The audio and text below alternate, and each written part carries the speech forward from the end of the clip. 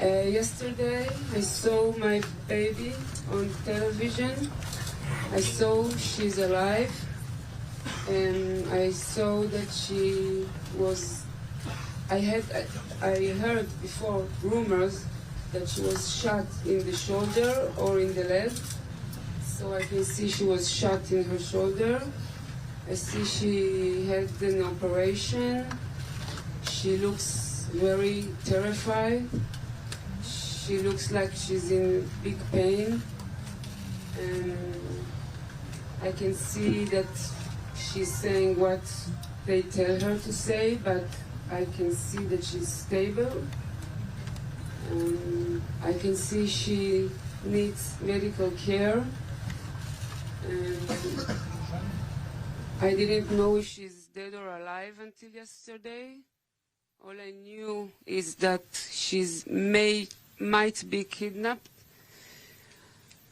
I'm begging the world to bring my baby back home.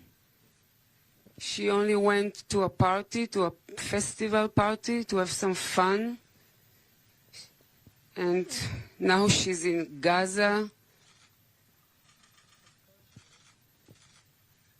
And she's not the only one. There are many children who went to this party. There are many babies and children and old people and Holocaust survivors that were kidnapped, that their houses were burned. This is a crime against humanity, and we should all gather and stop this terror and bring everybody back home.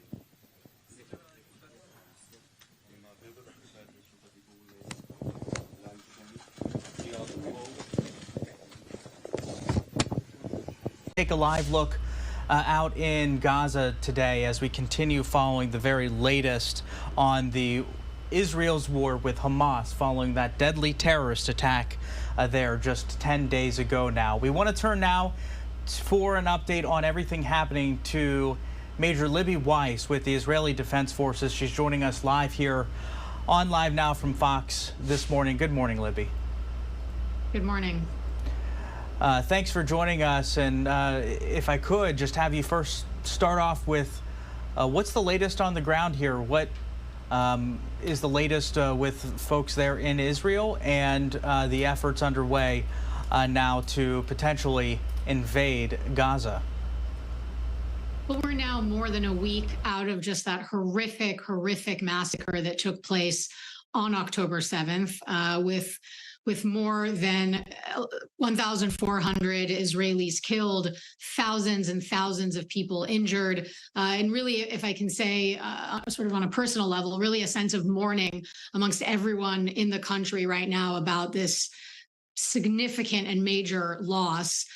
We've now updated 199 families about their family members who are hostages. So we are, of course, also thinking about the hostages constantly. And just last night, we saw Hamas release their first video of a hostage, 21-year-old Mia, who was at the music festival. So, of course, right now our hearts are with the fallen and those taken hostage. And the IDF continues to strike Hamas targets within the Gaza Strip to make sure that they can never do this to us again. And we did listen in to the press conference from the family of Mia, obviously devastated this morning as that news comes in and now videos circulating. And I know that there was a big win earlier this week for the IDF as they went in and were able to get a number of hostages out of Gaza, but more continue to remain there. With the announcement that U.S. President Joe Biden will be headed to Israel, do you expect more support on the ground and any more help from officials with our government?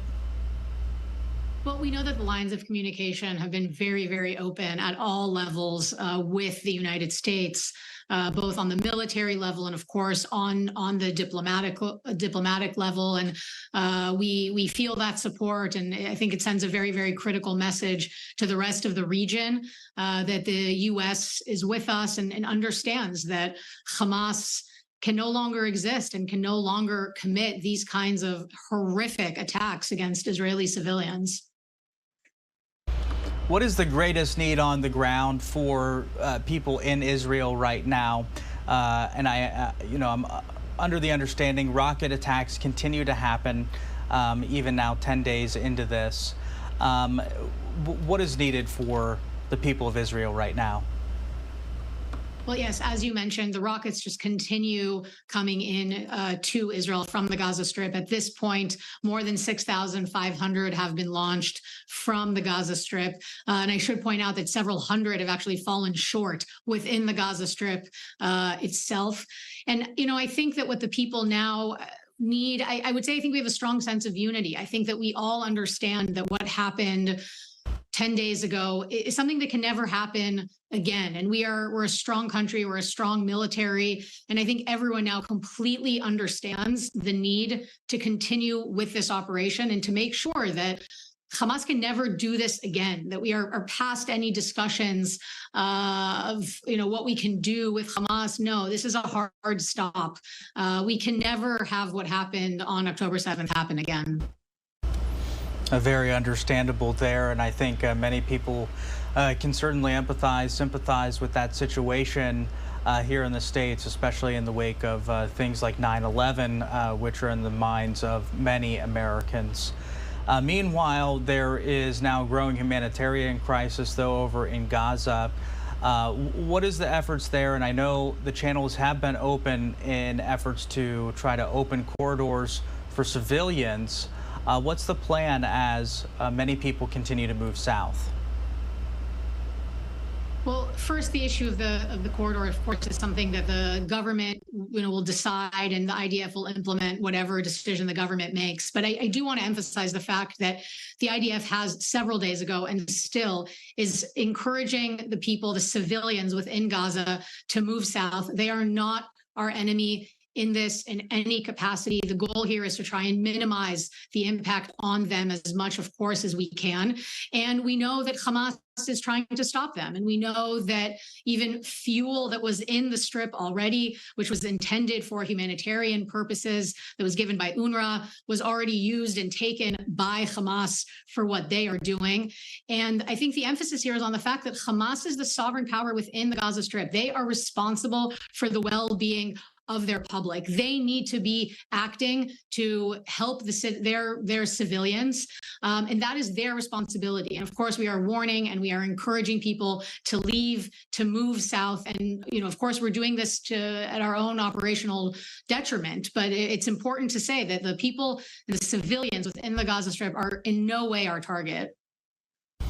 Understandable there, of course. Very complicated situation, though, as this has to continue and as this continues with your forces being prepared to go in and root out Hamas. As we leave you today, anything that we haven't asked you, anything you'd like to add, as so many people are watching here in the U.S. and across the world, so many eyes on Israel today? I would just encourage everyone to remember why we are doing this. 1,400 civilians, children, babies, elderly people, young people at a music festival. I mean, the level of depravity that we saw on October 7th is something that I think will be hard for anyone here to forget. And not a single person there was in some way deserved to have happened what happened to them. They were attacked horrifically. And of course, it is our responsibility to make sure it doesn't happen again. But I hope that we don't forget them in this, because what happened here is not about politics or anything along those lines. These were innocent civilians who met a horrific fate because of a demonic terror organization. And I think we shouldn't forget them in this as well. Yes, so many lives taken unnecessarily in Very devastating attack, something I think so many people are sitting here watching and making it hard to fathom what's happened there. Major Libby Weiss with the Israeli Defense Force, thanks so much for joining the show this morning. Of course, thank you.